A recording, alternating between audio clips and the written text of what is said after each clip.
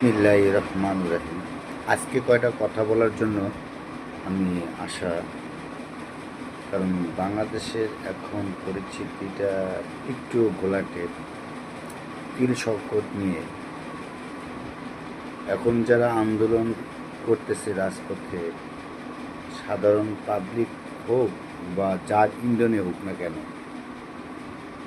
এই পাঠাগুলারে আর এই পাঠিগুলারে বাইন্দা পিরানো উচিত। একটা সরকার ক্ষমতায় বসতে না বসতেই এই ঝামেলাগুলো শুরু করছে। দেখেন আপনারা, সরকার কয় মাস হয়েছে ক্ষমতা আসছে, আপনাদের কাছে প্রশ্ন, সাধারণ জনগণের কাছে প্রশ্ন, এই যে আন্দোলন করতেছে তেল সংকট নিয়ে, তেল যুদ্ধ চলতেছে ইরান এবং যুক্তরাষ্ট্র, যাকে বলে আমেরিকা। এখানে যুদ্ধতে তেল সংকট শুধু বাংলাদেশের না, বিশ্বের মিনিমাম 70% দেশের তেলের সংকট।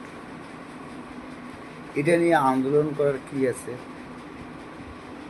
কি আছে একটু আমরা বোঝানি। আন্দোলন করে সাধারণ জনগণের যে ভোগান্তি হচ্ছে, এটা কি ঠিক? যে পার্টিগুলার রাজপথে নামছে, এগুলো বাইন দেওয়া পা উপরের মধ্যে পিরানো উচিত। আমার এই কথায় কারা কারা একমত অবশ্যই কমেন্টে জানাবে এবং শেয়ার করে দেবেন এই কথাগুলো।